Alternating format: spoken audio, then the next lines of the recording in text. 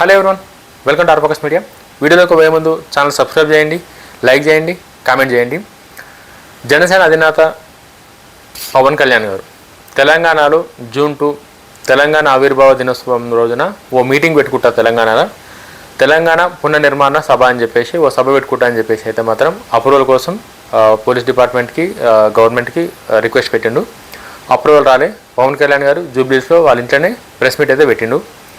Press meet పెట్టినందుకు పవన్ కళ్యాణ్ గారి మీద ఫస్ట్ రియాక్ట్ అయింది కల్వకుంట్ల కవిత గారు, పొన్నం ప్రభాకర్ గారు, తర్వాత కేటీఆర్ గారు. వీళ్ళ ముగ్గురు ఎందుకు పవన్ కళ్యాణ్ గారు మీటింగ్ పెడతంటే ఇంతగానో ఉలికి పడ్డారో నాకైతే అర్థం కాలే. తెలంగాణ రాష్ట్రంలో పవన్ కళ్యాణ్ గారికి అభిమానులు ఉన్నారు, జనసేన పార్టీకి కొంతమంది కార్యకర్తలు కూడా ఉన్నారు. పార్టీ మీటింగ్ పెట్టినంత మాత్రాన తెలంగాణలో పవన్ కళ్యాణ్ గారు పార్టీ మీటింగ్ పెట్టినంత మాత్రాన ఒక్క రోజుల రాజకీయాలు అయితే మారిపోయేటి ఏం లేవు. అసలు రాజకీయం అయితే తెలంగాణలో లేనే లేదు. అయినా సరే కూడా ఎందుకు ఇంత భయపడ్డారు అన్నది నాకైతే అర్థమవుతలేదు. ఇంత భయపడి పవన్ కళ్యాణ్ గారి మీద కౌంటర్ల మీద కౌంటర్లు వేస్తారు. ముగ్గురు కౌంటర్లు వేసారు. కవిత గారు కౌంటర్లు వేసారు, మంత్రి పొన్నం ప్రభాకర్ గారు కౌంటర్లు వేసారు, కేటీఆర్ గారు కూడా కౌంటర్లు వేసారు. కేటీఆర్ గారి విషయానికి వస్తే కేటీఆర్ గారు టీఆర్ఎస్ తెలంగాణ కోసమే పుట్టిన పార్టీగా టీఆర్ఎస్ పార్టీని భారత రాష్ట్ర సమితిగా మార్చినాక ఆంధ్రప్రదేశ్లో పోయి పార్టీ పెట్టారు, పెద్ద ఆఫీస్ పెట్టారు. ఆ పెద్ద ఆఫీస్ పెట్టినప్పుడు ఆంధ్రప్రదేశ్లో ఉన్న పవన్ కళ్యాణ్ గారు కానీ, చంద్రబాబు నాయుడు గారు కానీ, జగన్మోహన్ రెడ్డి గారు కానీ, షర్మిలా గారు కానీ ఎవ్వరు కూడా ఆంధ్రప్రదేశ్లో మీరు ఎందుకు పార్టీ పెట్టారని చెప్పి ఎవరు కూడా అడగలే. వీడికి వస్తే మంచిగా ఉండదు, వీడు అడుగు పెట్టిన ఏం కబార్దారి గిసంటి మాటలు ఏం మాట్లాడలే. వాళ్ళు పార్టీ పెట్టుకోరు, పార్టీ ఎక్కడైనా పెట్టుకునే రాజ్యాంగం మనకుంది, పెట్టుకోరని చెప్పేసి వీళ్ళు పెట్టుకోరు. ప్రజలు కనుక మీ పరిపాలనలో కోరుకుంటే ప్రజలు మీకు కోటేస్తారు. అది ప్రజల చేతులు ఉంటుంది కాబట్టి పార్టీ ఆఫీస్ పెట్టినంత మాత్రం, మీటింగ్ పెట్టినంత మాత్రం మాకేం కాదన్న కాడికి వాళ్ళు సైలెంట్గా ఉన్నారు వాళ్ళు. బట్ కేటీఆర్ గారు అట్లా లేరు. అంటే కేటీఆర్ గారు పార్టీ పెట్టి తెలంగాణ కోసమని పెట్టి తెలంగాణలో అధికారం వచ్చినాక మళ్ళీ భారత రాష్ట్రం అంతా పెట్టి బీఆర్ఎస్ అని పెట్టి వేరే రాష్ట్రంలో పోయి మహారాష్ట్రలో పోవచ్చు, పంజాబ్లో పోవచ్చు, ఆంధ్రాలో పోయి పార్టీలు పెట్టవచ్చు, వేరే పక్క రాష్ట్రంలో వచ్చి మన దగ్గర పెట్టొద్దు. అది మన తెలుగు నాయకుడు ఉండి మళ్ళీ ఇది ఎంతవరకు కరెక్టో కేటీఆర్ గారికే తెలవాలి. అంటే ఇది క్లారిటీగా చెప్తున్నా. నేనేమో ఒకరిని పొగిడి వాస్తవాలు ఏవైతే జరిగినాయో, రియాలిటీకి ఏవైతే జరిగినాయో అవే మీకు ఎక్స్ప్లెయిన్ చేస్తున్నా. కేటీఆర్ గారు మరి అంతగానో మందికి భయపడారు అర్థం కాలే. మరి కేటీఆర్ గారు ఆంధ్రాలో పెట్టారు కదా పార్టీ, వాళ్ళు ఏమనలేరు కదా. మరి పెట్టుకోండి, ఏమైంది మాకేమైతుంది అన్న కడుక్కున్నారు వాళ్ళు. ఆంధ్రప్రదేశ్ ప్రజలు నిజంగా బీఆర్ఎస్ పార్టీకి కోరుకుంటే ఓట్లు వేస్తారే వాళ్ళు. దాన్ని ఎవరు ఆపగలుగుతారు? ఎవరు ఆపడానికి వస్తుంది? ఎవరికన్నా ఎవరు ఆపలేరు కదా. బట్ పవన్ కళ్యాణ్ గారికి అసలు ఇంకా బీఆర్ఎస్ పార్టీకి తెలంగాణలో అధికారం ఉండి వాళ్ళు పార్టీ పెట్టారు ఆంధ్రప్రదేశ్లో. పవన్ కళ్యాణ్ గారికి కంప్లీట్గా పవన్ కళ్యాణ్ గారు సీఎం కాదు, డిప్యూటీ సీఎం. ఆయన దగ్గర ఇంతకుముందు కేసీఆర్ గారి దగ్గర ఉన్నట్టు అంతమంది ఎమ్మెల్యేలు కూడా లేరు. అయినా సరే కూడా అంతగానో భయం ఎందుకు పడ్డారో నాకు అర్థం కాలే. సేమ్ కవిత గారు అయితే ఇంకా ఒక రేంజ్లో, ఇంకా కవిత గారు అయితే ఇంకా ఆమె చేసిన దాడి నెక్స్ట్ లెవెల్. ఇంకా కవిత గారు చేసిన దాడి నెక్స్ట్ లెవెల్. కవిత గారు అంతగానో ఎందుకు భయపడ్డారో అసలు అర్థం కాలేదు. ఇంకా కేటీఆర్ గారి కన్నా కవిత గారు ఇంకా ఎక్కువ భయపడ్డారు. పెద్ద మాటలు మాట్లాడారు కవిత గారు. ఒక్కసారి ఏం మాట్లాడారు, అసలు పవన్ కళ్యాణ్ గారి వల్ల వీళ్ళకి వచ్చిన నష్టమైంది, వీళ్ళ భయం దేనికి కారణం అన్నది క్లియర్గా ఎక్స్ప్లెయిన్ చేస్తా. మీరైతే ఖచ్చితంగా వీడియో కానీ నచ్చితే లైక్ చేయండి, కామెంట్ చేయండి, క్లియర్గా ఎక్స్ప్లెయిన్ చేస్తా.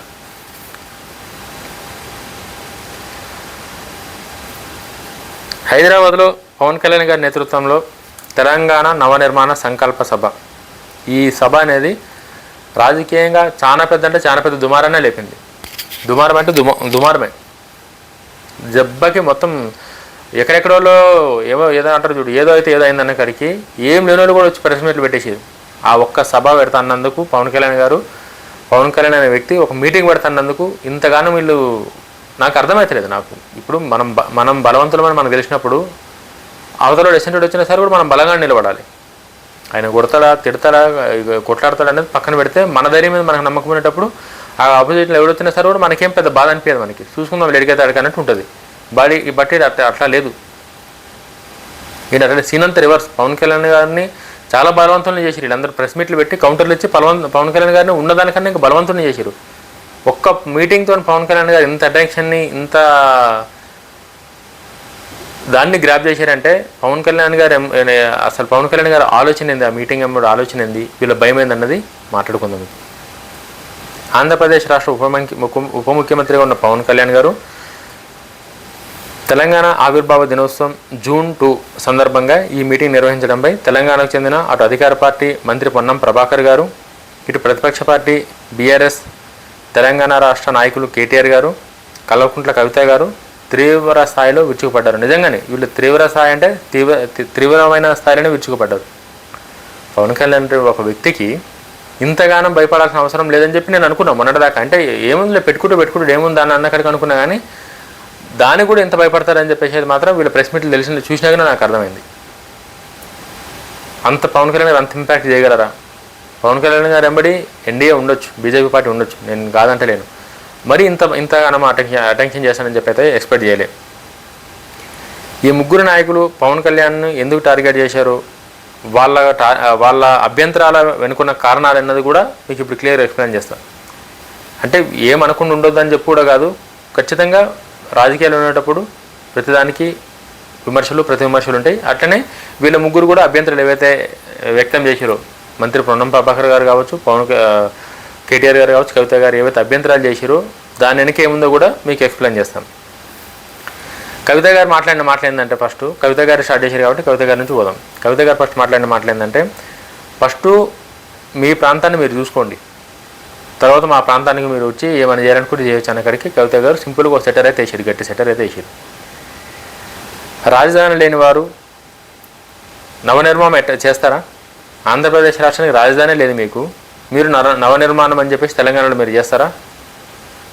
అమరావతిలో సరిగ్గా రాజధాని కట్టుకోవడం చేతగాని వారు ప్రతి వర్షానికి సచివాలయం సీఎం కింద కుర్చీ నీళ్ళు వచ్చే పరిస్థితి ఉంచుకున్న వాళ్ళు ఇక్కడికి వచ్చి తెలంగాణ నవనిర్మాణం చేస్తారా అని చెప్పి కవిత గారు ఎద్దేవైతే చేశారు.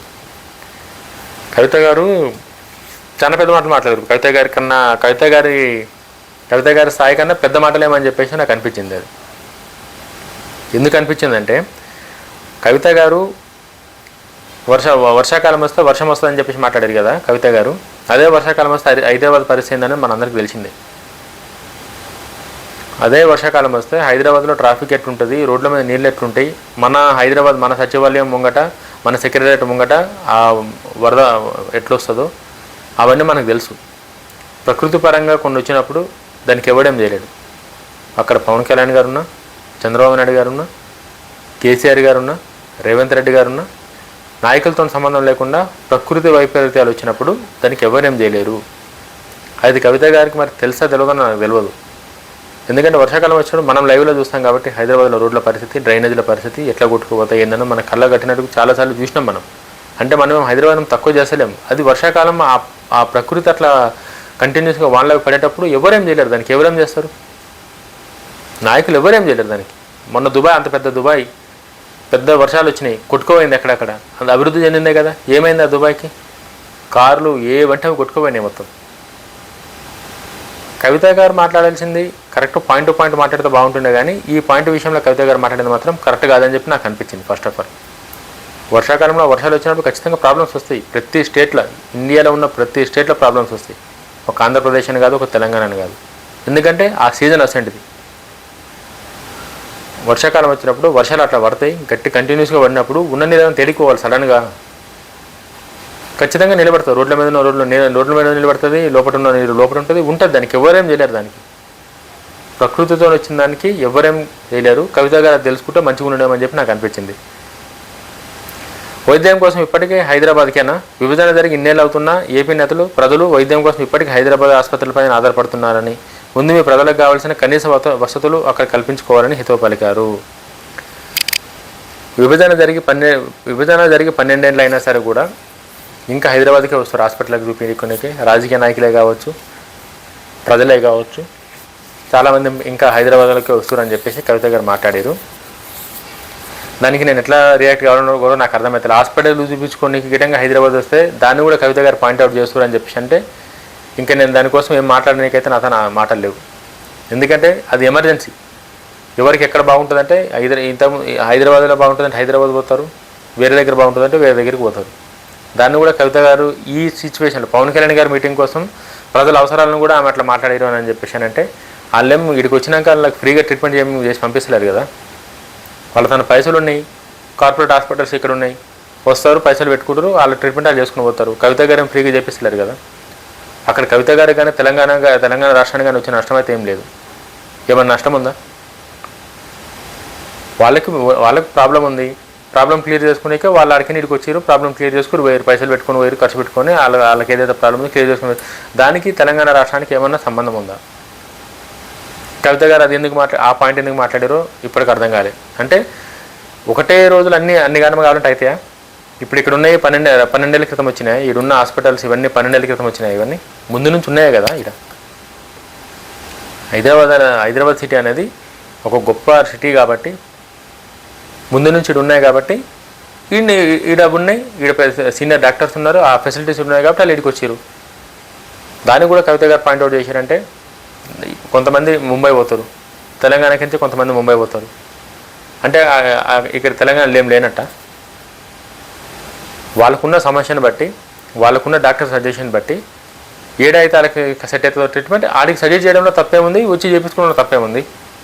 కవిత గారు ఇది కూడా పాయింట్అవుట్ చేశారంటే, కవిత గారు ఇంకా నేనేం చెప్పనీకి లేదు, మీ ఆలోచనకు వదిలేస్తున్నా. కవిత గారి ఆలోచన విధానం ఎంత మెచ్యూరిటీగా ఉందని చెప్పేసి. ప్రజల మధ్యలో చిచ్చు, తెలంగాణ రాజకీయ అవసరాల కోసం ప్రాంతాల విద్వేషాలను లేదా ప్రజలను చిచ్చు పెట్టే ప్రయత్నం చేస్తే సహించేది లేదు, ఈసారి మూతుపళ్ళు రాలిపోతాయి అంటూ తీవ్రమైన హెచ్చరిక చేశారు. అసలు ప్రజల మధ్య చిచ్చు పెట్టింది ఎవరు? పవన్ కళ్యాణ్ గారు అయితే ప్రజల మధ్య చిచ్చు పెట్టే మాటలు ఆయన ఏం మాట్లాడలేరు. పవన్ కళ్యాణ్ గారు ఒక్క నాయకుడిని కూడా విమర్శించలేదు. రేవంత్ రెడ్డి గారిని ఒక మాట అనలే, కేసీఆర్ గారిని ఒక మాట అనలే, హరీష్ రావు గారిని ఒక మాట అనలే. ఎవరిని ఒక్క నాయకుడిని కూడా పవన్ కళ్యాణ్ గారు ఒక గలీజ్ మాటలు మాట్లాడడం కానీ, ప్రశ్నించడం కానీ ఇవేం అనలేడు. ఆయన ఏమనలేడు. ఒక నాయకుని కూడా ఏం టార్గెట్ చేసినట్టు ఒక్కరిని కూడా ఏం మాట్లాడలేదు. నా పార్టీ తెలంగాణలో నేను పార్టీ పెట్టిన ఒక భారతదేశం అంతర్భాగంలో తెలంగాణ కూడా ఒక రాష్ట్రం. ఇప్పటివరకు నేను ఎప్పుడు తెలంగాణలో పోటీ చేయాలనుకోలేను. ఇప్పుడు డిసైడ్ అయినా నేను పోటీ చేద్దామని. నేనే రోడ్ల మీదకి వస్తా, నేనే ప్రచారం చేస్తా, నేనే తిరుగుతా అని చెప్పేసి అన్నాడు. అవును, ఏమైతే తిరిగితే పవన్ కళ్యాణ్ గారు అన్నదానికి కొన్ని యాక్సెప్ట్ చేద్దాం. మనం పవన్ కళ్యాణ్ గారు తిరుగుతున్నారు కాబట్టి ఒక తిరుగుతారని చెప్పి యాక్సెప్ట్ చేద్దాం. ఏమైతే తిరిగితే అంటే పవన్ కళ్యాణ్ తిరగంగానే మొత్తం ఓట్లన్నీ పవన్ కళ్యాణ్కి తిరిగేస్తారా? అంత ఇది లేకుండా ఉన్నారా ప్రజలు? పవన్ కళ్యాణ్ గారు అట్లా అంటే మీరు అంతగానో మీకెందుకు భయం? రోడ్ల మీద తిరగండి, ప్రజలకు నచ్చితే ఓటేస్తారు. పవన్ కళ్యాణ్ గారు నిజంగా ఆయన మాటలు, ఆయన పద్ధతి కనుక నచ్చితే ప్రజలు కదా డిసైడ్ చేయాల్సింది. మీకెందుకు అంత బాధ అని నేను అంటున్నా. ప్రాంతాల మధ్య చిచ్చు పెట్టిందే తెలుసు మనకి. అట్లా ఎవరు మాట్లాడతారు? పవన్ కళ్యాణ్ గారు వచ్చి ఒక్క మాట కూడా ప్రాంతాల మధ్య చిచ్చు పెట్టేసిన మాట ఒక్క మాట కూడా మాట్లాడలేరు పవన్ కళ్యాణ్ గారు. కవిత గారికి మరి ఏ యాంగిల్లో పవన్ కళ్యాణ్ గారు ప్రాంతాల మధ్య చిచ్చులు పెట్టేటట్టు మాట్లాడిందో నాకు అర్థం కాలేదు. అయిపోయింది. తెలంగాణ ఆంధ్ర రాష్ట్రం అనేది 12 ఏళ్ల క్రితం విడిపోయినాయి. ఎవరు బతుకు వాళ్ళు బతుకుతారు. ఎవరు సపరేట్ కాదు. మళ్ళీ ఈ రెండింటిని బూసి చూపించి రాజకీయం చేయడమే పెద్ద ఫెయిల్యూర్. అది ఏ పార్టీ కన్నా. ఆంధ్ర తెలంగాణ మధ్య లొల్లి పెట్టి ఆంధ్ర పేరు చెప్పి తెలంగాణ ఓట్లు అడుక్కునే పరిస్థితి ఉందంటే అది ఫెయిల్యూర్. అది ఎవరైనా సరే కూడా, ఏ రాజకీయ నాయకులైనా సరే అది ఫెయిల్యూర్. అది తెలంగాణకి ఉన్న సమస్యలకి ఆంధ్రప్రదేశ్ ఎట్లా పరిష్కారం అవుతుంది? ఆంధ్రప్రదేశ్కి ఏం సంబంధం? వాళ్ళు బతుకుతారు, సంబంధమే లేదు కదా. ఇంకా ఆంధ్రప్రదేశ్ని బుజ్జిగా చూపిస్తే ఆ రాజకీయ నాయకులు ఎవరైనా సరే కూడా ఇంకా వాళ్ళకి ఏముండదు. ఆంధ్ర తెలంగాణ సెంటిమెంట్ అనేది అదే తెలంగాణ రాకముందు. తెలంగాణ వచ్చినాక తెలంగాణకి సపరేట్ గవర్నమెంట్ ఉంది. తెలంగాణ సపరేట్. ఇంకా ఆంధ్రప్రదేశ్ ప్రజలకు చెందినది ఎవరిది కూడా ఇన్వాల్వ్మెంట్ ఉండదు తెలంగాణ రాష్ట్రంలో. కవిత గారు అట్లా మాట్లాడతారు ఆ విషయంలో. అది మరి ఏ విషయంలో అమెరికా అంత చిచ్చు పెట్టే మాట్లాడారో పవన్ కళ్యాణ్ నాకు అర్థం కాలేదు. ఇది సెకండ్ మంత్రి పొన్నం ప్రభాకర్ గారు అభ్యంతరం ఏంటంటే తెలంగాణకు పవన్ కళ్యాణ్ ఎప్పటికీ వ్యతిరేకే. అధికార పార్టీ తరఫున మంత్రి పొన్నం ప్రభాకర్ గారు ప్రెస్ మీట్ పెట్టి మరి పవన్ కళ్యాణ్ గారు తీరును ఖండించారు. ఆయన లేవనెత్తిన ముఖ్య విషయాంశాలు ఏంటంటే, ఆవిర్భావ దినోత్సవం రోజే సభ పెట్టాలా, తెలంగాణ ప్రజలను ఎంతో ప్రభావితంగా భావించే తెలంగాణ ఆవిర్భావ దినోత్సవం రోజే పవన్ కళ్యాణ్ మీటింగ్ పెట్టడంపై పొన్నం మండిపడ్డారు. తెలంగాణ ఏర్పాటు వెనుక ఎందరో అమరవీరుల త్యాగాలు ఉన్నాయని, అసలు ఉద్యమ సమయంలో పవన్ ఎక్కడున్నారని ప్రశ్నించారు. ఈ విషయంలో నేను యాక్సెప్ట్ చేస్తాను. పొన్నం ప్రభాకర్ గారు ఏదైతే మాట అన్నారో, తెలంగాణ ఉద్యమ సమయంలో ఈ టైంలో పవన్ కళ్యాణ్ గారికి తెలంగాణ రాష్ట్రానికి సంబంధం లేదు. ఆయన అప్పుడు హీరోగా ఉన్నాడు. ఆ టైంలో పవన్ కళ్యాణ్ గారి పాత్ర తెలంగాణలో ఏమీ లేదు. పొన్నం ప్రభాకర్ గారు కాదు, నేను కూడా అదే చెప్తున్నా. పొన్నం ప్రభాకర్ గారు అన్నట్టు పవన్ కళ్యాణ్ గారికి తెలంగాణ అమరవీరుల త్యాగాలకు సంబంధం లేదు. అది నేను యాక్సెప్ట్ చేస్తాను. గద్దర్ ఆత్మకు క్షమాపణ చెప్పాలి. ప్రజా యుద్ధ నౌక గద్దర్ బతుకున్నప్పుడు ఆయనను గౌరవించిన పవన్ కళ్యాణ్ ఇప్పుడు రాజకీయాల కోసం తెలంగాణ సెంటిమెంట్ను వాడుకుంటున్నారని విమర్శిస్తూ పవన్ కళ్యాణ్ గద్దర్ ఆత్మకు క్షమాపణ చెప్పాలని డిమాండ్ చేశారు. ఇది యాక్సెప్ట్ చేసేది కాదు ఇది. ఎందుకంటే గద్దర్ గారికి పవన్ కళ్యాణ్ గారికి ఉన్న రిలేషన్షిప్ మనందరికీ తెలిసిందే. మనం కొత్తగా దాని గురించి మాట్లాడుకొని కొత్తగా మనం ఎక్స్ప్లెయిన్ చేసే అవసరం అయితే లేదు నన్ను అడిగితే. పవన్ కళ్యాణ్ గారికి గద్దర్ గారికి ఉన్న చనువు ఏంటంటే గద్దర్ గారు పవన్ కళ్యాణ్ గారి దగ్గరికి పోయి ఆయన దగ్గర ఉన్న ఏదైనా తీసుకునే హక్కు గద్దర్ గారికి ఉంది. గద్దర్ గారి దగ్గర ఉన్న ఏదైనా సరే కూడా తీసుకునే హక్కు పవన్ కళ్యాణ్ గారికి ఉంది. వాళ్ళిద్దరి మధ్య అంత మంచి ఫ్రెండ్షిప్ ఉంది. అది మనందరం చాలాసార్లు చూసినాం. చాలాసార్లు గద్దర్ గారే చెప్పారు.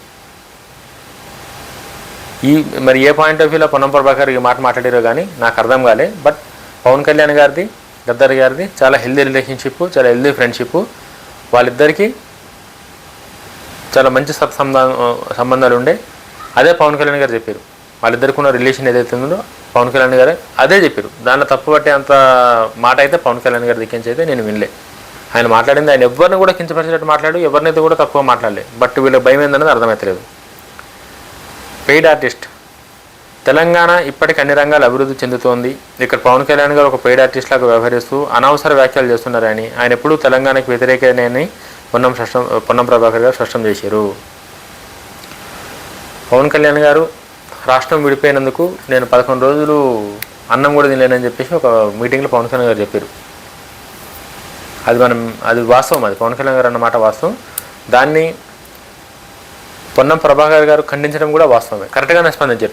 పొన్నం ప్రభాకర్ మంత్రి గారు కూడా కరెక్ట్గానే స్పందించారు. కానీ పవన్ కళ్యాణ్ గారు దానికి జస్టిఫికేషన్ ఏమి ఇచ్చారంటే, రాష్ట్రం విడిపోయినందుకు నేను అన్నం మానేయలేను, విభజించే తీరుకు నేను అన్నం మానేసినని చెప్పేసి పవన్ కళ్యాణ్ గారు కూడా క్లారిటీ ఇచ్చారు. కాబట్టి పవన్ కళ్యాణ్ గారి దృష్టిలో పవన్ కళ్యాణ్ గారి పాయింట్ ఆఫ్ వ్యూలో పవన్ కళ్యాణ్ గారిదే కరెక్ట్ ఉంది. పొన్నం ప్రభాకర్ గారి దృష్టిలో పొన్నం ప్రభాకర్ గారిదే కరెక్ట్ ఉంది. ఇది వీళ్ళిద్దరి మధ్య నడిచింది. వీళ్ళ ఎవరు జాగిరా, మా జాగిరి, మీ జాగిరి, ఇవన్నీ లేనిపోని అంటే ఇవన్నీ ప్రజలను మభ్య పెట్టే ముచ్చట తప్ప పనికొచ్చే ముచ్చట్లు కాదు. తెలంగాణ ఎవరు జాగిరి అదేని చెప్పి మాట్లాడారు కదా. అది ఎవరు మాట్లాడినా సరే కూడా ప్రజల్ని బూచిగా చూపించి ప్రబల్యం మట్టుబెట్టడానికే వచ్చిన డైలాగులు తప్ప తెలంగాణ ప్రజలు కానీ తెలంగాణ రాష్ట్రానికి కానీ ఒక్క ఇంత కూడా ఉపయోగించే డైలాగులు కాదయ్యి. నెక్స్ట్, కేటీఆర్ గారు మరియు బీఆర్ఎస్ శ్రేణుల వ్యూహాత్మక అభ్యంతరాలు. కేటీఆర్ గారు కొంచెం స్మార్ట్గా ఆలోచించి పద్ధతిగా ఎట్లా మనం దీన్ని డీల్ చేస్తే మనకి డ్యామేజ్ జరగకుండా ఉంటుందో అట్లా కేటీఆర్ గారు కొంచెం ప్రొఫెషనల్గా చాలా పద్ధతిగా అయితే అభ్యంతరాలు ఆయన ఉన్నాయి. తెలంగాణ అస్తిత్వంపై దాడి. తెలంగాణ రాజకీయాల్లోకి ఏపీకి చెందిన ఒక ఉప ముఖ్యమంత్రి వచ్చి నవనిర్మాణం చేస్తుండడంపై తెలంగాణ అస్తిత్వాన్ని తక్కువ చేయడం అని చెప్పి బీఆర్ఎస్ భావిస్తుంది. ఏపీకి చెందిన నాయకుడు వచ్చి తెలంగాణ నవనిర్మాణం చేస్తామనడం కరెక్ట్ కాదు. అది తెలంగాణకి అస్తిత్వాన్ని తక్కువ చేయడం అని చెప్పేసి బీఆర్ఎస్ పార్టీ భావిస్తుందని చెప్పేసి కేటీఆర్ గారు అన్నారు. పవన్ కళ్యాణ్ గారు వచ్చి నేను రేపే నవనిర్మాణం చేసేస్తానని చెప్పేసి ఆయన ఏం మాట్లాడలేడు. ఆయన ఒకటే మాట్లాడిండు. ఇప్పటివరకు నేను ఎప్పుడు పోటీ చేయాలనుకోలే, ఇప్పుడు చెప్తున్నా నేను పోటీ చేస్తా, నేనే తిరుగుతా, ప్రతి అన్యాయాన్ని ప్రశ్నిస్తానని చెప్పేసి పవన్ కళ్యాణ్ గారు మాట్లాడారు. అన్యాయం ప్రశ్నిస్తారన్నారని చెప్పానంటే ఇంకా తెలంగాణలో అన్యాయాలు ఉన్నట్టు అని మీనింగ్. అనుకున్న అభివృద్ధి ఏడు కూడా జరగలేదన్న కాడికే దాని మీనింగ్. బీఆర్ఎస్ గవర్నమెంట్లో కావచ్చు, ఇప్పుడున్న కాంగ్రెస్ గవర్నమెంట్లో కావచ్చు, అందరికీ అన్ని రకాల న్యాయం జరిగింది లేదు అన్న కాడికి ఇదైతుంది. వాళ్ళు ఎవరైతే ఉన్నారో న్యాయం జరిగిన వాళ్ళు ఏమైనా పవన్ కళ్యాణ్ గారు సపోర్ట్ చేస్తారా అన్న కాడికి ఉన్న దానిలో కేటీఆర్ గారు ఏ మాట అన్నారేమని చెప్పేసి అయితే నాకు అనిపిస్తుంది. మరో ఆంధ్ర పార్టీగా ముద్ర. గతంలో చంద్రబాబు నాయుడు గారి నేతృత్వంలో టీడీపీ తెలంగాణలో పుంజుకోవడానికి ప్రయత్నించినప్పుడు బీఆర్ఎస్ ఎలాగైతే ప్రాంతీయ సెంటిమెంట్లు లేపిందో, ఇప్పుడు జనసేన టీడీపీ కూటమి తెలంగాణలో విస్తరించాలని చూడడాన్ని కూడా బీఆర్ఎస్ అలాగే నిరోధించాలనుకుంటుంది. ఇక్కడ కేటీఆర్ గారు అన్న మాటకి నాకు ఒక్కటి నేను క్లారిఫై చేద్దాం అనుకుంటున్నా. కేటీఆర్ గారు ఆపితేనో కేసీఆర్ గారు ఆపితేనో ఏది ఆగదు. మెయిన్ తెలంగాణ ప్రజలకి ఏ పార్టీ ఉంటే వాళ్ళకి మంచి జరుగుతుందో, ఏ నాయకుడు ఉంటే మంచి జరుగుతుందో వాళ్ళు డిసైడ్ అయ్యి ఓట్లు వేస్తే గెలుస్తారు తప్ప నేను వస్తా అని చెప్పేసానంటే చంద్రబాబు నాయుడు గారు వచ్చి అంటే వస్తా అంటే అయిపోతుందా, పవన్ కళ్యాణ్ గారు వచ్చి నేను అది చేస్తా అంటే అయిపోతుందా? అట్లా కాదు కదా. అక్కడ ఆ ప్రాంతంలో అక్కడ ఉన్న దాన్ని బట్టి ప్రజల అవసరాలు బట్టి ఏ నాయకుడైతే వాళ్ళకి మంచి చేయగలుగుతారో అని చెప్పి ప్రజలు నమ్ముతారో వాళ్ళకి మాత్రమే ప్రజలు ఓటేస్తారు. ఒక ప్రెస్ మీట్ వలన, ఒక సభ పెట్టడం వలన ప్రజలు ఓటేయకుండా ప్రజలు వాళ్ళ ఆలోచనలు మానేసుకునే పనులు అయితే తెలంగాణ రాష్ట్రంలో జరిగాయి. ఇది గుర్తుపెట్టుకోవాలి. ఇది ఎవరైనా ఒక కేటీఆర్ గారైనా కాదు, ఎవరైనా సరే కూడా మేము రానియము అని అన్నప్పుడు కేటీఆర్ గారు పోయారు కదా, మరి ఆంధ్రప్రదేశ్ పోయారు, బీఆర్ఎస్ పార్టీలు పెట్టారు, భారతదేశం అంతా విస్తరిస్తాం, దేశకి నేత అని చెప్పేసి అన్నారు కదా. ఆ టైంలో మరి పవన్ కళ్యాణ్ గారు చంద్రబాబు నాయుడు గారు ఎవరు అసలు ఒక మాట కూడా, జగన్మోహన్ రెడ్డి గారు కూడా ఒక మాట అనలేదు. ఒక పార్టీగా పెట్టుకోండి, ప్రజలు విశ్వసిస్తే గెలవండి, లేకపోతే లేదని కనుక వాళ్ళు వదిలేసారు. పవన్ కేటీఆర్ గారు కూడా అట్లా వదిలేసి అయిపోతుండే కదా. కేటీఆర్ గారు ఎందుకు మా ఇవన్నీ మాట్లాడతారు? ఇది అంటే పొలిటికల్ పార్టీ అన్నటప్పుడు ఏ పార్టీ అయినా సరే ఏడనైనా సరే పోటీ చేయొచ్చు. ఆ హక్కు, ఆ అర్హత ఆ పార్టీకి, ఆ నాయకులకు ఉంటుంది. ఇది ఎండ్ ఆఫ్ ద డే వీళ్ళందరినీ డిసైడ్ చేయాల్సింది ఎవరంటే ప్రజలు. వాళ్ళకి ఓటు వేయాలి లేదని ప్రజలు డిసైడ్ చేస్తారు, ప్రజలు చూసుకుంటారు అదంతా. మనం దాని గురించి ఎక్కువ అవసరం లేదు. బట్ వీళ్ళందరూ ఓవర్ రియాక్ట్ అయ్యారేమో ఈ చిన్న దానికోసం అని చెప్పేసి అయితే నేను అనుకున్నా. అసలు వీళ్ళ భయం ఏందన్నది కూడా ఇప్పుడు మీకు ఎక్స్ప్లెయిన్ చేస్తాను.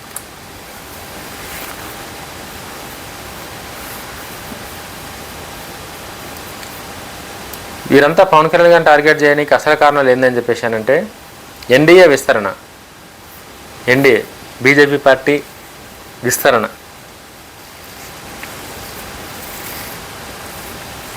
ఏందన్నది కూడా చెప్తాను మీకు. ఏపీలో టీడీపీ, జనసేన, బీజేపీ కూటమి ఎన్డీఏ సాధించిన భారీ విజయం తర్వాత అదే ఉత్సాహంతో తెలంగాణలో కూడా విస్తరించాలని చూస్తున్నారు. ఇది ఇటు కాంగ్రెస్కు అటు బీఆర్ఎస్కు పెద్ద ముప్పే అని ఇరు పార్టీ నాయకులు ఒక తెలియని ఆందోళనకి గురవుతున్నారు. ఇదైతే వాస్తవమే. ఇందులోనైతే ఒక వాస్తవం ఉంది. ఇలా బీజేపీకి ఆల్రెడీ తెలంగాణలో కొన్ని చోట్ల చాలా బలమైన నాయకులు ఉన్నారు, చాలా బలమైన ఓటు బ్యాంక్ కూడా ఉంది. ఇప్పుడిప్పుడే తెలంగాణ సమాజంలో కూడా బీజేపీ అంటే ఒక పాజిటివ్ వైబ్ అనేది తెలంగాణ ప్రజలలో క్రియేట్ అవుతుంది. ఈ సేమ్ టైంలో ఏదైతే ఆంధ్రప్రదేశ్ రాష్ట్రంలో కూటమి ఉందో అదే కూటమి కనుక తెలంగాణ రాష్ట్రానికి కనుక వస్తాయి, బీజేపీ, టీడీపీ, జనసేన ఈ మూడు పార్టీలు కనుక ఇక్కడికి వస్తే అధికారం సాధించకపోయినా సరే, పవర్ వచ్చినా రాకున్నా సరే కూడా ఓట్లను చీల్చేసి ఏదో ఒక పార్టీని అయితే మాత్రం ముంచే పని అయితే ఖచ్చితంగా అవుతుంది. ఏ పార్టీ ములుగుతుంది అన్నది ప్రజలు టైం డిసైడ్ చేస్తారు తప్ప మనం చెప్పలేము ఏ పార్టీ ములుగుతుందని. బట్ ఈ అదే కూటమి కనుక తెలంగాణకు వస్తే ఏదో ఒక పార్టీ మాత్రం ఖచ్చితంగా కొట్టుకుపోతుంది. వీళ్ళు సెకండ్ ప్లేస్కి వస్తారు. ఓట్లు చేసేసి ఇక్కడున్న టీడీపీ పార్టీ అనేది తెలంగాణలో పుట్టి ఆల్రెడీ ఎన్నో ఏళ్ళు పరిపాలన కూడా చేసింది కాబట్టి ఇప్పటికీ టీడీపీ పార్టీ అన్న, టీడీపీ నాయకులన్నా తెలంగాణలో కూడా ఒక పాజిటివ్ కార్నర్ ఉంది. తెలంగాణ రాష్ట్రంలో కూడా టీడీపీ అంటే ఒక పాజిటివ్ని టీడీపీని అభిమానించే నాయకులు చాలామంది ఉన్నారు. సో అది జనసేన పార్టీ పవన్ కళ్యాణ్ గారు ఎవరైతే ఉన్నారో పవన్ కళ్యాణ్ గారు ఇష్టపడేటోళ్ళు కూడా ఉన్నారు తెలంగాణ రాష్ట్రంలో. బీజేపీ ఓట్ బ్యాంక్ ఆల్రెడీ బీజేపీకి ఉంది. వీళ్ళందరూ కనుక కలిస్తే రేపు పొద్దున్న ఈ ఉన్న పార్టీలు ఏదైతే డ్యామేజ్ జరుగుతుందో అది జరగకుండా ఇప్పటి నుంచే వాళ్ళని డిఫెండ్ చేస్తే బాగుంటుంది అనే కాడికి వీళ్ళ ముగ్గురు ఈ కౌంటర్లు స్టార్ట్ చేశారు, అభ్యంతరాలు స్టార్ట్ చేశారని చెప్పి అయితే నాకు అనిపించింది. నెక్స్ట్ చూద్దాం. ఇంకా హైదరాబాద్ ఓట్ బ్యాంక్. నెక్స్ట్ భయం ఏంటంటే హైదరాబాద్ ఓట్ బ్యాంక్. హైదరాబాద్ మరియు పరిసర ప్రాంతాల్లో ఆంధ్ర మూలాలు ఉన్న ఓటర్లు, సెటిలర్లు మరియు కాపు సామాజిక వర్గం ఓట్లు భారీగా ఉన్నాయి. పవన్ కళ్యాణ్ ఇక్కడ సభలు పెడితే ఆ ఓట్లు జిహెచ్ఎంసీ ఎన్నికల్లో కూటమి వైపు మళ్ళీ అవకాశం ఉంది. నెక్స్ట్ రాబోయే జిహెచ్ఎంసీ ఎలక్షన్స్ ఏవైతే ఉన్నాయో వీళ్ళ బాగా భయం ఏందన్నది ఇప్పుడు అర్థమవుతుంది. అది కేటీఆర్ గారిది కావచ్చు, పొన్నం ప్రభాకర్ గారిది కావచ్చు, కవిత గారిది కావచ్చు. కవిత గారిని అయితే సీరియస్గా తీసుకునే అవసరం లేదు.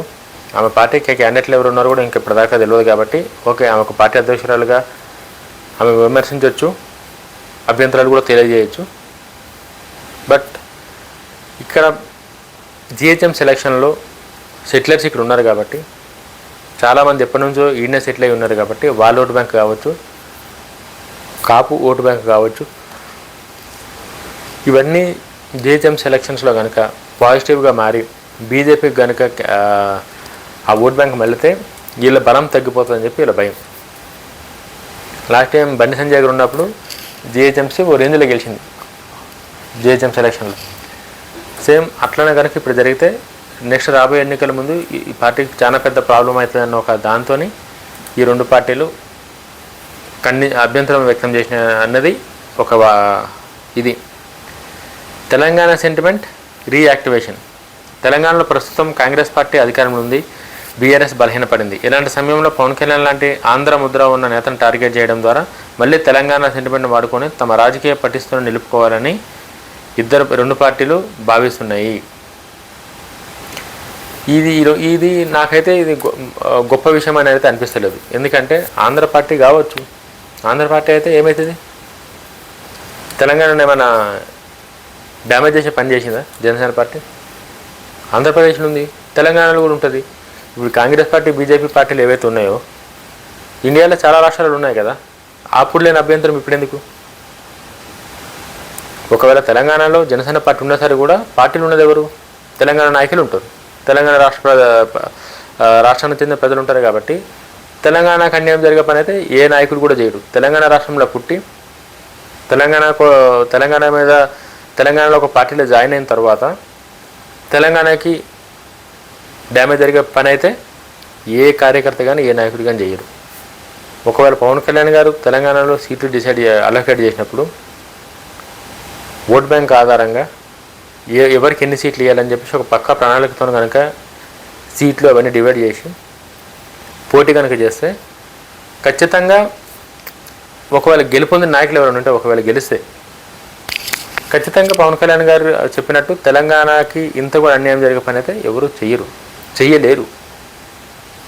రాష్ట్రాలుగా విడిపోయినాక ఒక రాష్ట్రం సపరేట్గా ఏర్పడిన తర్వాత ఆ రాష్ట్ర పరిస్థితి వేరే రాష్ట్రాల్లో ఇంపాక్ట్ చేయాలంటే చేయలేరు. అది ఇవ్వంతోనూ కూడా కాదు. అది ఎంత మంచి తీసుమార్కులు వచ్చినా సరే కూడా అట్లా చేయలేరు. అది పవన్ కళ్యాణ్ గారు ఎక్కడ ఈ ఓట్ బ్యాంక్ అంతా మేనేజ్ చేస్తారన్న భయంతో ఈ విమర్శలు చేశారు అని చెప్పేసి అయితే మాత్రం నాకు అనిపిస్తుంది.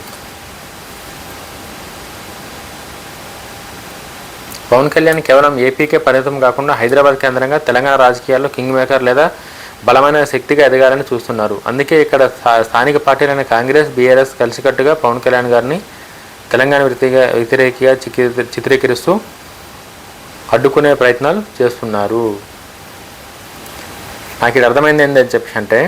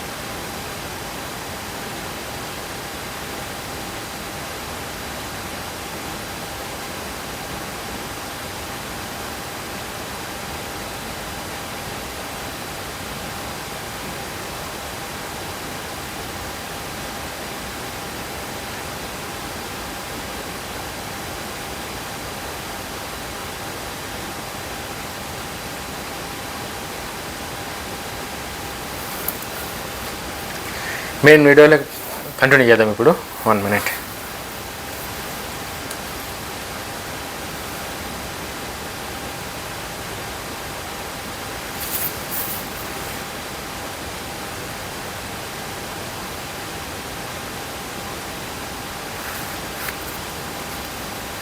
పవన్ కళ్యాణ్ గారు తెలంగాణ రాష్ట్ర రాజకీయాల్లో అడుగు వేస్తానని ప్రకటించగానే అధికార ప్రతిపక్ష పార్టీల నుంచి వరుసగా స్పందనలు వచ్చాయి. జనసేన తెలంగాణలో విస్తరిస్తుందని, వచ్చే అసెంబ్లీ ఎన్నికల్లో పోటీ చేస్తుందని పవన్ కళ్యాణ్ ప్రకటించడంతో రాజకీయ వర్గాల్లో చాలా పెద్ద డిసిజన్ అయితే స్టార్ట్ అయింది. చాలా పెద్ద డిస్కషన్ అయితే స్టార్ట్ అయింది. అది ఎక్స్పెక్ట్ చేయలేరు ఎవరు, బట్ డిస్కషన్ అయితే. దీంతో కొందరు నాయకులు పవన్ కళ్యాణ్ వ్యాఖ్యలను తీవ్రంగా విమర్శించారు. మరికొందరు ఆయన తెలంగాణ రాజకీయాల్లో స్థానం లేదని వ్యాఖ్యానించారు. అయితే పవన్ కళ్యాణ్ గారు మాత్రం తెలంగాణకు కూడా తన ఆత్మీయమైన నేలని, ప్రజలకు సమస్యలపై మాట్లాడే హక్కు ఉందని స్పష్టం చేశారు. ఒక హీరోగానే కాకుండా ఒక రాజకీయ నాయకుడిగా పవన్ కళ్యాణ్ గారికి ప్రజల మీద ప్రేమ, అభిమానం ఏ రాష్ట్ర ప్రజలకన్నా ఉండొచ్చు.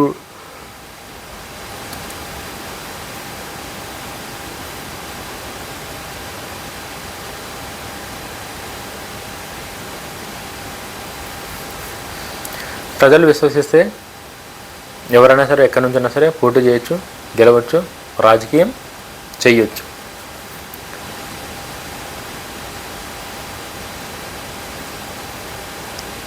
తెలంగాణ రాష్ట్రానికి చెందిన నాయకులు పవన్ కళ్యాణ్ ప్రవేశాన్ని వారు సీరియస్గా తీసుకొని ప్రతిస్పందించారు. ఎందుకంటే ఏ కొత్త రాజకీయ శక్తి వచ్చినా ఇప్పటికీ ఉన్న పార్టీలపై ప్రభావం చూపే అవకాశం ఉంటుంది కాబట్టి పవన్ కళ్యాణ్ గారి వ్యాఖ్యల్ని వాళ్ళు ప్రతిస్పందించారు. ప్రస్తుతం తెలంగాణ రాష్ట్రంలో కాంగ్రెస్, బీఆర్ఎస్, బీజేపీ మధ్య పోటీ కొనసాగుతుంది. ఈ సమయంలో జనసేన కూడా రంగంలో దిగుతామని ప్రకటించడంతో రాజకీయ సమీకరణాలు చర్చ పెరిగింది. అందుకే పలువురు నాయకులు పవన్ కళ్యాణ్ గారికి కౌంటర్లు ఇచ్చారు. ఇది భయమా లేక రాజకీయ ప్రత్యర్థిపై ఇది ఇప్పుడున్న పార్టీలకి ఇది భయమా లేక రాజకీయ ప్రత్యర్థిపై సహజమైన ప్రతిస్పందన అన్నది తెలంగాణ ప్రజలే డిసైడ్ చేయాలి. అది మనం చెప్పేది కాకుండా, అదే నువ్వు చెప్పేది కాకుండా ప్రజలే డిసైడ్ చేస్తారు. అది పవన్ కళ్యాణ్ గారికి వీళ్ళు భయపడ్డారా లేకపోతే జస్ట్ పవన్ కళ్యాణ్ గారి స్పందనకి వీళ్ళు ప్రతిస్పందించారని చెప్పేసి.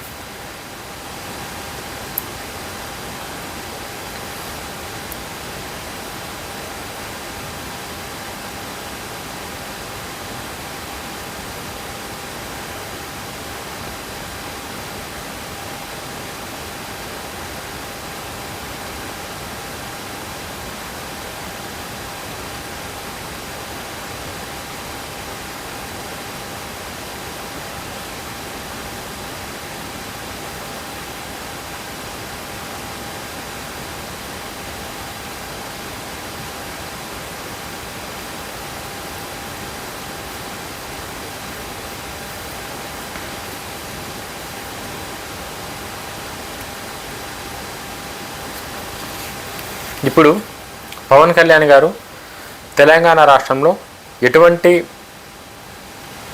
ప్రభావం చూపించగలరు, డిసెంట్ ప్రభావం పవన్ కళ్యాణ్ గారి ద్వారా తెలంగాణకి ఎట్లుంటుంది? అసలు deputy CM Pawan Kalyan, Andhra Pradesh deputy CM Pawan Kalyan గారిది తెలంగాణ రాష్ట్రంలో ఎట్లుంటుంది? ఆయన రాజకీయం కనుక స్టార్ట్ చేస్తే ఆ రిజల్ట్ సమీకరణ ఎట్లుంటాయి అన్నది ఇప్పుడు మాట్లాడుకుందాం. తెలంగాణ రాష్ట్ర రాజకీయాల్లో ప్రస్తుతం ప్రధాన పోటీ కాంగ్రెస్, బీజేపీ మరియు బీఆర్ఎస్ మధ్య అయితే నడుస్తుంది. అయితే ఆంధ్రప్రదేశ్లో ఉప ముఖ్యమంత్రిగా ఉన్న జనసేన అధినేత పవన్ కళ్యాణ్ గారు తెలంగాణ రాష్ట్ర రాజకీయాల్లో కూడా ప్రభావితం చూపగల సామర్థ్యం కలిగిన నాయకుడిగా కొందరు రాజకీయ విశ్లేషకులు భావిస్తున్నారు. ఆయన ప్రత్యక్షంగా తెలంగాణ రాజకీయాల్లో పెద్ద ఎత్తున కార్యకలాపాలు చేపట్టకపోయినా ప్రజల్లో ఉన్న అభిమాన వర్గం మరియు యువతపై ఉన్న ప్రభావం కారణంగా ఆయన పేరు తరచూ ఏదో ఒక చర్చల వస్తూనే ఉంది. ఇది కరెక్ట్ పాయింట్. ఇది పవన్ కళ్యాణ్ గారు పెద్ద సభలు, పెద్ద మీటింగ్లు పెట్టకపోయినా సరే కూడా ఆయన ఎప్పుడొచ్చి ఏది మాట్లాడినా సరే కూడా ఆయన మాటలేనే అభిమానులు, యూత్ ఎవరైతే ఉన్నారో, సినిమాల్ని విపరీతంగా ఇష్టపడే యూత్ ఎవరైతే ఉన్నారో ఆయన మాట విని ఆయన డిసిజన్ కానీ క్యాప్చర్ చేస్తే ఖచ్చితంగా రాజకీయ సమీకరణ చేంజ్ అవుతాయి అని చెప్పేసి ఏదైతే ఇది ఉందో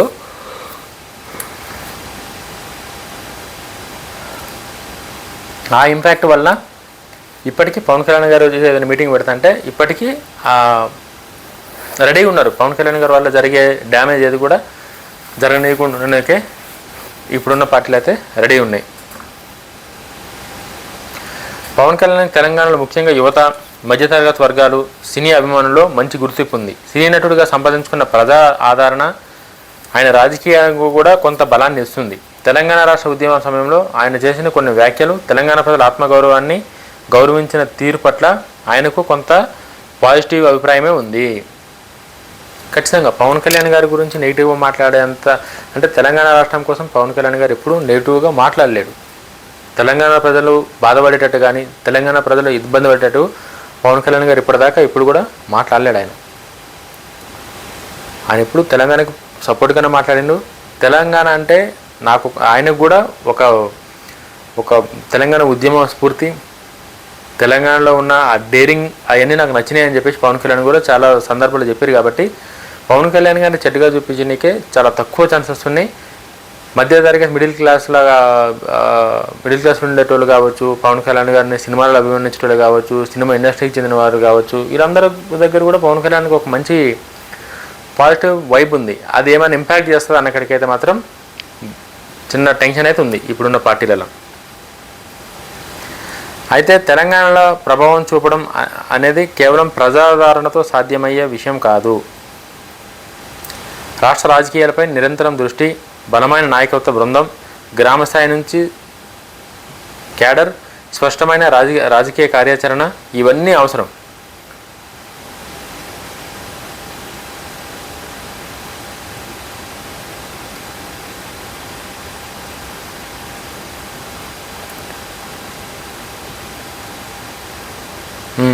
తెలంగాణలో ప్రభావం చూపడం అనేది కేవలం అంటే పేరుంది కాబట్టి, ఫ్యాన్స్ ఉన్నారు కాబట్టి ఏదో ఒకలాగా ఇంపాక్ట్ క్రియేట్ చేసేద్దాం అంటే అయ్యే పని కాదు తెలంగాణ రాష్ట్రంలో. ఇది తెలుసుకోవాలి ఫస్ట్. అంటే రాజకీయ నాయకులు, ప్రజలు కూడా తెలుసుకోవాలి ఇది ఎట్లా అని చెప్పేసి. అంటే ఒక బలమైన పార్టీగా, ఒక బలమైన నేతగా ఎదగాలంటే ఫస్ట్ కావాల్సింది ఏంటంటే రాష్ట్ర రాజకీయాలపై నిరంతర దృష్టి. ఏదో నెలకొకసారి వచ్చిపోతా తెలంగాణకి, హైదరాబాద్ వచ్చినప్పుడు తెలంగాణ గురించి మాట్లాడుతుంటే అట్లా అయ్యే పని కాదు. అది ఏ పార్టీకి కూడా కాదు, జనసేన పార్టీకి కాదు, ఏ పార్టీకి కూడా పార్ట్ టైం పాలిటిక్స్ అనేది సెట్ కావు. నిరంతరం రాష్ట్ర రాజకీయాలపైన దృష్టి పెట్టాలి. బలమైన నాయకత్వ బృందం, మంచి లీడర్షిప్ ఉండాలి. పవన్ కళ్యాణ్ గారికి ఆయన అనుకున్నది సాధించాలి, ఆయన అన్నట్టు తెలంగాణ ప్రజలకు మేలే చేయాలనుకుంటే ఆయనని నమ్మి తెలంగాణ ప్రజల కోసం మండగా నిలబడే ఒక మంచి లీడర్షిప్ కావాలి. ఆ లీడర్షిప్ కూడా ఎట్లుండాలంటే ప్రజలందరి దగ్గర ఒక పాజిటివ్ ఇంపాక్ట్ ఉండాలి వాళ్ళకి. మెయిన్ ఆ ఇంపాక్ట్ ఉంటేనే ఏమన్నా యూజ్ అవుతుంది. అది గ్రామ స్థాయి నుంచి క్యాడర్. ఫస్ట్ గ్రామాలలో జనసేన జెండా మోసే క్యాడర్ కావాలి. ఫస్ట్ జనసేన పార్టీని ప్రజల్లోకి తీసుకెళ్ళి పార్టీని నిలబెట్టే క్యాడర్ ఏమైనా ఉంటే ఏదన్నా మెరాకిల్స్ జరుగుతాయి తప్ప క్యాడర్ లేని పార్టీ ఎప్పటికైనా సరే భూస్థాపితం అయిపోవలసిందే. క్యాడర్ ఉండాలి ఫస్ట్ ఆ పార్టీకి. స్పష్టమైన రాజకీయ కార్యాచరణ కూడా అవసరం. అంటే ఏ టైంలో ఎటువంటి డిసిషన్ తీసుకోవాలి, ఆ డిసిజన్ తెలంగాణ ప్రజలకి, తెలంగాణ రాష్ట్రానికి ఎంతగానో ఉపయోగపడుతుంది అనేది ప్రజలు కూడా మాట్లాడుకున్నంత అటువంటి కార్యాచరణలు కూడా చాలా అవసరం. ప్రస్తుతం జనసేన పార్టీకి తెలంగాణ లాంటి బలమైన సంస్థాగత నిర్మాణం ఏమీ లేదు. అందువల్ల పవన్ కళ్యాణ్ గారి ప్రభావం ఎన్నికల ఫలితాన్ని మార్చే స్థాయిలో ఉందంటే ఈ విషయంలో చాలామంది లేదనే చెప్తారు. పవన్ కళ్యాణ్ గారికి ఏయాలో మీరు వచ్చి మీటింగ్ పెట్టేసి నేను రేపు రాజకీయాలు మార్చేస్తా అంటే అది కాదు, అయ్యే పని అది కాదు. అది వీళ్ళు ఎక్కువ తొందరగా ఆవేశపడ్డారు తప్ప అంత ఈజీగా అయ్యే ఇదైతే కాదు.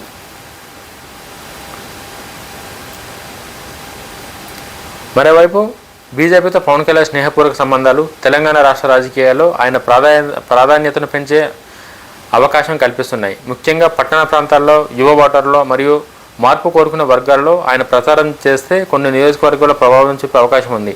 ఆయన సభలకు వచ్చే జనసందోహం, సోషల్ మీడియాలో ఉన్న ఫాలోయింగ్ కూడా రాజకీయాల పార్టీల దృష్టిని ఆకర్షిస్తాయి. సెంట్రల్ గవర్నమెంట్ నరేంద్ర మోడీ గారి నాయకత్వాన్ని, మార్పుని నరేంద్ర మోడీ గారిని ఎవరైతే కోరుకుంటారో, బీజేపీ గవర్నమెంట్ ఏదైతే ఎన్డీఏ గవర్నమెంట్ ఉందో ఆ గవర్నమెంట్ని, ఆ విధి విధానాలు ఎవరైతే కోరుకుంటారో, చదువుకునేటోళ్ళు కావచ్చు, మార్పు కొనేటోళ్ళు కావచ్చు, యువత కావచ్చు, సోషల్ మీడియాలో ఇన్ఫ్లుయెన్స్ కావచ్చు, వీళ్ళందరికీ పవన్ కళ్యాణ్ గారు అంటే ఒక ఇంపాక్ట్ క్రియేట్ చేసేంత ఆయన. అంటే పవన్ కళ్యాణ్ గారు మీటింగ్ పెడితే ఫ్యాన్స్ ఏ రేంజ్లో వస్తారో మనకు తెలుసు. మనం కొత్తగా దాని గురించి మాట్లాడుకునే అవసరం లేదు. పవన్ కళ్యాణ్ గారి మీటింగ్ గురించి, వచ్చే పబ్లిక్ గురించి ఆ ఇంపాక్ట్ ఎంత క్రియేట్ చేస్తుందని చెప్పి అంటే చాలా పెద్ద ఇంపాక్ట్ క్రియేట్ చేసేటట్టే ఉంది. అదే ఇప్పుడు రాజకీయ విశ్లేషకుల ఆలోచన భయం ఏంటంటే పవన్ కళ్యాణ్ గారు కనుక వీళ్ళందరూ వచ్చి పవన్ కళ్యాణ్ గారి ఫాలోయింగ్ అవన్నీ కనుక వర్కౌట్ అయితే మాత్రం ఆ ఇంపాక్ట్ అనేది చూపించే ఛాన్సెస్ అయితే ఉన్నాయి. పవన్ కళ్యాణ్ తెలంగాణ రాష్ట్ర రాజకీయాల్లో పెద్ద శక్తిగా ఎదగాలంటే తెలంగాణకు సంబంధించిన ప్రత్యేక సమస్యలపై నిరంతరం మాట్లాడాలి. రైతు సమస్యలు, నిరుద్యోగుల సమస్యలు, విద్య, పరిశ్రమలు, సాగునీరు, హైదరాబాద్ అభివృద్ధి వంటి అనేక అంశాలపై స్పష్టమైన వైఖరి ప్రజల్లోకి తీసుకెళ్లాలి. అంతేకాకుండా రాష్ట్ర వ్యాప్తంగా బలమైన పార్టీని ఏర్పాటు చేయాలి. ఇది అంటే ఒక పార్టీ పవన్ కళ్యాణ్ గారు వచ్చేసిరు మాట్లాడేసారంటే నేను చెప్పినా కదా, ఫస్ట్లోనే చెప్పిన నేను, రాజకీయం అనేది మారదు. ఒక మీటింగ్ వలన, ఒక చిన్న దానివల్ల రాజకీయం మారదు. రాజకీయం మారాలి అని చెప్పి అంటే పవన్ కళ్యాణ్ గారు అంత పెద్ద శక్తిగా ఎదగాలి అని చెప్పేసి అంటే తెలంగాణ రాష్ట్ర రాజకీయాల్లో సంబంధించిన ప్రతి ఒక్క సమస్యపై నిరంతరం మాట్లాడాలి. ఆయన ఆంధ్రప్రదేశ్ డిప్యూటీ సీఎం ఉండి తెలంగాణ రాష్ట్రంలో ఏం జరుగుతున్నది ప్రతి ఒక్కటి అప్డేట్ తీసుకొని ఆయన నిరంతరం మాట్లాడాలంటే అయ్యే పని అది అవుతుందా? అయ్యే పని కాదు. ఒక రాష్ట్రం ఆయనకున్న టైం ఆయన సరిపోతలేదు ప్రజెంట్. వీళ్ళు ఎందుకు భయపడ్డారు అని చెప్పేసి అంటే నాకు ఇంకా అర్థమవుతలేదు. ఓకే, ఇంకా బీజేపీ పార్టీ సపోర్ట్ తీసుకొని మాట్లాడతారంటే అట్లా ఛాన్సెస్ ఉన్నాయి. ఎన్డీఏ సపోర్ట్తో కలిసి ఇవన్నీ చేస్తారు అని అంటే దానికి ఉంది, ఆ ఛాన్సెస్ అయితే ఉన్నాయి. రైతుల సమస్యలు మాట్లాడాలి, నిరుద్యోగుల సమస్యలు మాట్లాడాలి, విద్య గురించి మాట్లాడాలి, పరిశ్రమల గురించి మాట్లాడాలి, సాగునీరు గురించి మాట్లాడాలి, హైదరాబాద్ అభివృద్ధి, ఇట్లా చాలా అంటే చాలా ఉన్నాయి పవన్ కళ్యాణ్ గారు మాట్లాడాలంటే. ఇవన్నీ ఆయన మాట్లాడాలి. ఆయన మాట్లాడిన ప్రజలు నమ్మాలి. అప్పుడు ఆయనకు ఒక క్యాడరు, అప్పుడు ఆయనకు ఒక లీడర్షిప్ అనేది తయారవుతుంది. అవేం లేకుండానే ఆయన తెలంగాణ ఆవిర్భావం రోజు మీటింగ్ పెట్టుకుంటుంటే ఇన్ని మాటలు మాట్లాడారు. మీటింగ్ పెట్టుకుని పోతే అయిపోతుండే, ఆ రోజు ఏవో మాట్లాడుతుండే, తర్వాత ప్రజలు కూడా మర్చిపోతుండే. బట్ ఇప్పుడు అట్లా కాకుండా ఇంపాక్ట్ క్రియేట్ చేసే ప్రెస్ మీట్లు అయిపోయినాయి అందరికీ. ఇంకా మీకు ఇంకా ఎక్స్ప్లెయిన్ చేస్తాయి ఇప్పుడు.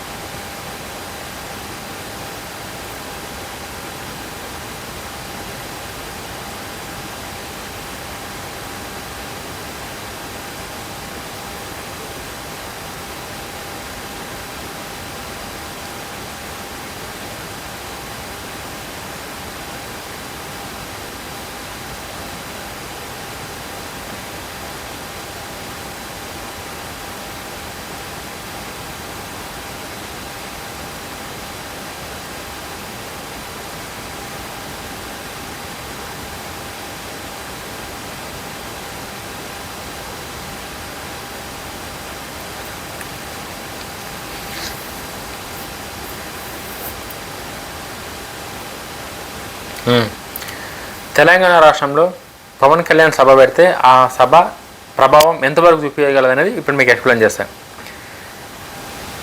తెలంగాణలో పవన్ కళ్యాణ్ గారి ప్రభావం ప్రధానంగా యువత, సినీ అభిమానులు మరియు మార్పు కోరుకున్న ఓటర్లపై కనిపించే అవకాశం ఉంది. ఆయనకున్న వ్యక్తిగత ఇమేజ్, ప్రజల్లో ఉన్న గుర్తింపు కారణంగా జనసేన కొత్త రాజకీయాలకు స్థలం ఏర్పడే అవకాశాన్ని రాజకీయ పరిశీలకులు భావిస్తున్నారు. అదే సమయంలో తెలంగాణలో ఇప్పటికే కాంగ్రెస్, బీఆర్ఎస్, బీజేపీ వంటి బలమైన రాజకీయ శక్తులు ఉండడం వల్ల జనసేన ఎదుగుదల అంత సులభం కాదనే అభిప్రాయాలు ఉన్నాయి.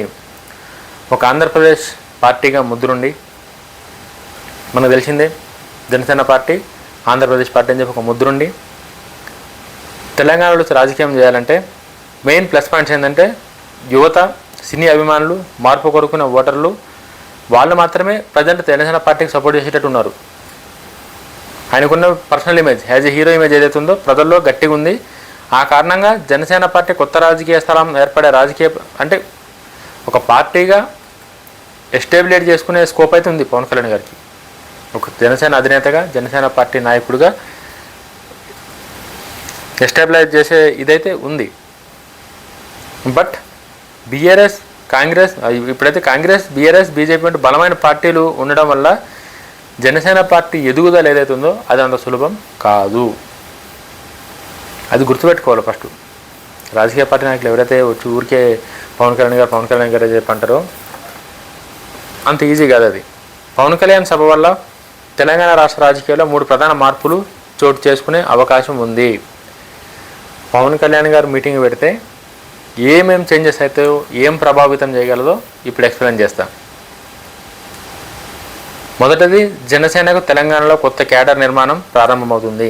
జనసేన పార్టీకి ఇప్పుడున్న ఈ 3 పార్టీలకి ఎవరైతే ఇష్టపడతలేరో వాళ్ళంతా కలిసి జనసేన పార్టీకి క్యాడర్గా అయ్యే అవకాశం అయితే ఒకటి ఉంది.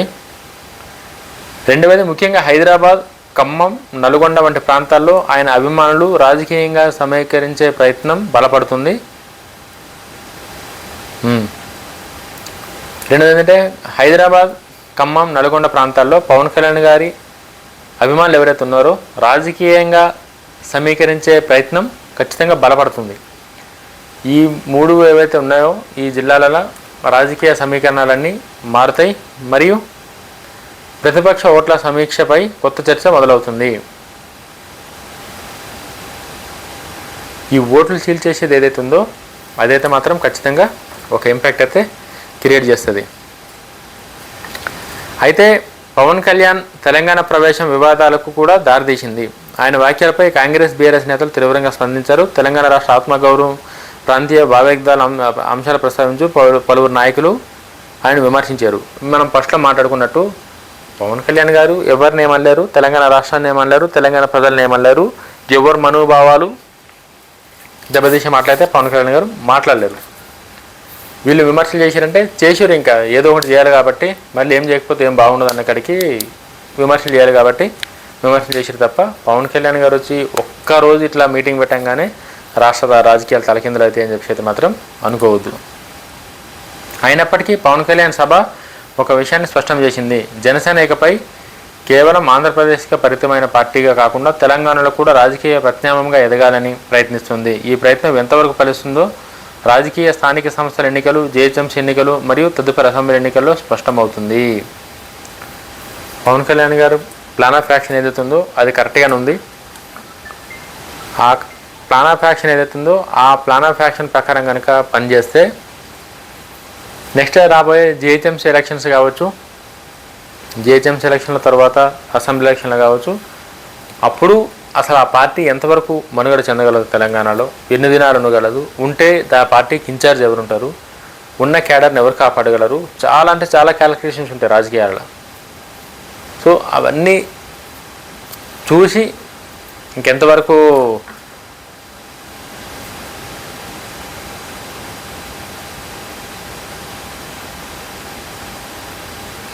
ఏందన్నది ఇంకా ప్రజలు డిసైడ్ చేస్తారు. అది చెప్పని కడికైతే నేను ఎక్స్ప్లెయిన్ చేసిన, నాకు ఉన్న నాలెడ్జ్ ఏదైతే అంతవరకు నేను నాకు కొంచెం తెలిసి మొత్తం పేపర్ మీద రాసుకొని చదివి మీకు ఎక్స్ప్లెయిన్ చేసిన.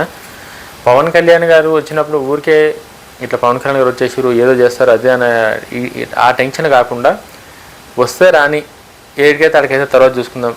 మా పార్టీకి మా ప్రజలు ఉన్నారు, మా కార్యకర్తలు ఉన్నారు నమ్మకం కనుక ఇప్పుడున్న పార్టీలకు ఉంటే పవన్ కళ్యాణ్ గారిని ఏమనకపోతుండే. ఇంత పవన్ కళ్యాణ్ గారు బీఆర్ఎస్ పార్టీ ఆంధ్రలో పార్టీ పెట్టినప్పుడు ఒక్క మాట కూడా మాట్లాడలేదు. ఎందుకంటే పవన్ కళ్యాణ్ గారికి నమ్మకం ఉంది, ఆంధ్రప్రదేశ్ ప్రజలు మా ఎముడు ఉన్నారు, వాళ్ళు వీళ్ళని నమ్మరన్న నమ్మకం వాళ్ళకు ఉంది కాబట్టి మీరు పార్టీలో పెట్టుకుంటారా రాజకీయం వేసారు చేసుకోరనే కాడికి డిసైడ్ అయ్యారు క్లియర్గా. బట్ ఆ నమ్మకం ఇక్కడ కనిపిస్తున్నట్టయితే నాకు అనిపిస్తుంది వీళ్ళు ముగ్గురికి, కవిత గారికి, పొన్నం ప్రభాకర్ గారికి, కేటీఆర్ గారికి ఆ నమ్మకం అనేది లేకపోవడం వల్లనే వీళ్ళే ముందుకు వచ్చేసి వీటన్నింటి కోసం డిస్కస్ చేసిరామని చెప్పేసి అనిపిస్తుంది. చూద్దాం మరి ఎంత దూరం వెళ్తుందో.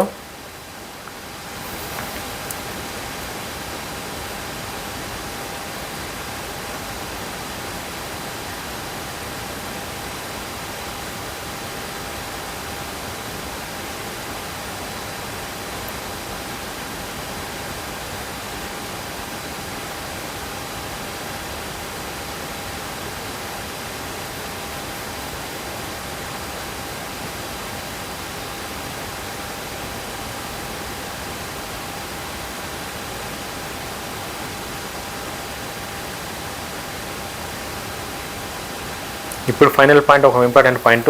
ఈ ఇది కొంచెం లెంత్ ఉంటుంది వీడియో, బట్ ఇన్ఫర్మేషన్ అయితే మాత్రం ప్రాపర్గా ఉంటుంది. తెలంగాణలో జనసేన పార్టీకి భవిష్యత్తు ఉందా అంటే తెలంగాణ ప్రజలు అసలు జనసేన పార్టీని అంగీకరిస్తారన్నది ఇప్పుడు మనం డిస్కస్ చేసుకుందాం. తెలంగాణ రాష్ట్ర రాజకీయాల్లో ప్రస్తుతం కాంగ్రెస్, బీఆర్ఎస్, బీజేపీ ప్రధాన శక్తులుగా ఉన్నాయి. ఈ పరిస్థితుల్లో జనసేన పార్టీ ప్రవేశం రాజకీయ సమీకరణలు మార్చే అవకాశం ఉందనే చర్చ జరుగుతుంది. పవన్ కళ్యాణ్ తెలంగాణలో సినీ అభిమానులు యువతలో ఒక వర్గం మద్దతు ఉన్న విషయం తెలిసిందే. అదే రాజకీయ మద్దతుగా మారితే జనసేనకు చాలా మంచి అవకాశాలు పెరిగే ఛాన్సెస్ అయితే ఉన్నాయి. తెలంగాణ ప్రజలు సాధారణంగా ప్రాంతీయ ఆత్మగౌరవం, అభివృద్ధి, ఉపాధి, రైతు సంక్షేమం, యువత భవిష్యత్తు వంటి అంశాలను ప్రధానంగా చూస్తారు. జనసేన ఈ అంశాలపై స్పష్టీకరణ కార్యాచరణతో ముందుకు వస్తే ప్రజల ఆదరణ పొందే అవకాశాలు చాలా ఎక్కువ ఉన్నాయి.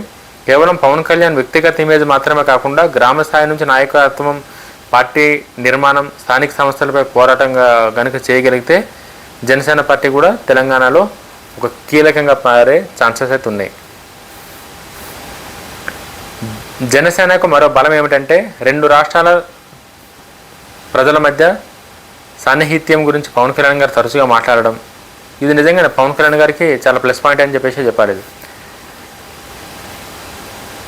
తరచుగా మాట్లాడడం, తెలంగాణ ప్రజల సమస్యలపై నిరంతరం స్పందించు స్థానిక నాయకత్వాన్ని ప్రోత్సహిస్తే పార్టీకి మంచి గుర్తింపు వచ్చే అవకాశం ఉంది. అయితే సవాళ్ళు కూడా తక్కువ లేవు, ప్రాబ్లమ్స్ కూడా పవన్ కళ్యాణ్ గారికి ఏమంత ఏదో పవన్ కళ్యాణ్ గారికి ఇట్లా నేను హీరోని కదా, నాకు ఇమేజ్ ఉంది కూడా, నేను చదువు మాట్లాడతా, ఇది మాట్లాడతా, అది చేసేస్తా, ఇది చేసేస్తా అంటే యాక్సెప్ట్ చేసేటోళ్ళు కూడా లేరు. పవన్ కళ్యాణ్ గారికి 100%లో 30%, 20% యాక్సెప్ట్ చేస్తే 80% పవన్ కళ్యాణ్ గారికి అగ్నెస్ట్గా ఉంది తెలంగాణలో. ఈ యువత సినిమా వీళ్ళంతా ఒక 20% వరకు ఉంటారు, మిగతా 80% అంతా డిఫరెంట్. వాళ్ళని పవన్ కళ్యాణ్ గారు ఎట్లా హ్యాండిల్ చేయాల్సింది కూడా చాలా పెద్ద సమస్య. సవాళ్ళు ఏందన్నది కూడా ఇప్పుడు మీకు చెప్తారు. తెలంగాణ రాష్ట్ర ఆవిర్భావ పోరాటం ఒక చరిత్ర. మనందరికీ తెలిసింది, ఎవరు అవునన్నా కాదన్నా తెలంగాణ రాష్ట్రం సాధించుకోవడం అనేది ఒక చరిత్ర. స్థానిక రాజకీయ భావోద్వేదాలు ఇప్పటికే బలమైన పార్టీల ఉనికిని జనసేనకు పెద్ద చాలా పరీక్షగా పరిగణించాలి. ప్రజలు కొత్త పార్టీని అంగీకరించాలంటే అది తెలంగాణ ప్రయోజనాల కోసం ఎంత నిబద్ధతతో పనిచేస్తుందో నిరూపించుకోవాలి. చాలా వ్యాలిడ్ పాయింట్ ఇదైతే. జనసేన పార్టీ కనుక తెలంగాణ రాష్ట్రంలో వస్తా, నేను కొట్లాడతా ప్రజల కోసం అంటే ప్రజల కోసం, రైతుల కోసం, విద్యార్థుల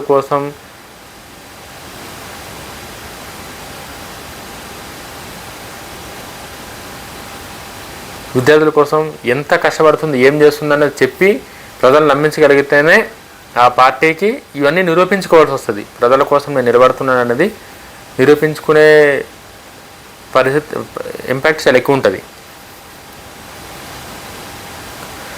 పవన్ కళ్యాణ్ ఇటీవలి తెలంగాణలో పార్టీని బలోపేతం చేస్తామని, రాష్ట్ర వ్యాప్తంగా పర్యటిస్తామని ప్రకటించడం జనసేన విస్తరణకు సాంకేతికంగా కనిపిస్తుంది.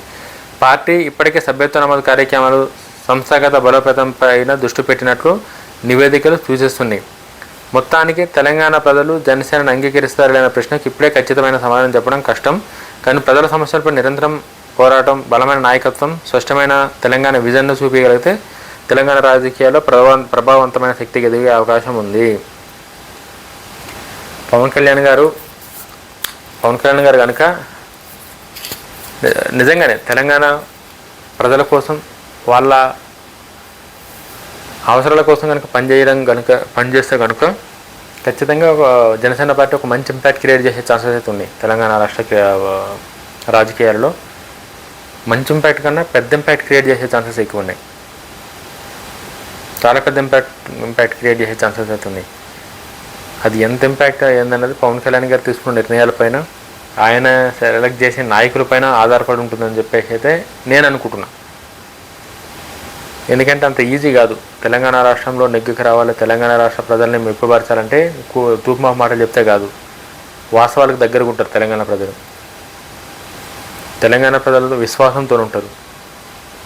ఏ చిన్న దానికో, డబ్బుకో, లేకపోతే ఇంకా దేనికో మైండ్ సెట్ మారే ప్రజలు కాదు. కాబట్టి ఖచ్చితంగా నేను వస్తే, నాకు కనుక మీరు అవకాశం ఇస్తే నేను మీకు ఇది చేస్తా, తెలంగాణ ప్రజలకి ఇది చేస్తా అన్నీ ఒక మంచి కమిట్మెంట్, ఒక మంచి విజన్, ఒక మంచి ప్లాన్ ఆఫ్ యాక్షన్తో కనుక పవన్ కళ్యాణ్ గారు వస్తే 100% ఒక బలమైన పార్టీగా తెలంగాణ రాష్ట్రంలో జనసేన ఎదుగుతుంది. ఇందులో ఎసెంట్ డౌట్ లేనే లేదు, ఎవ్వరికి డౌట్ పడే అవసరం లేనే లేదు.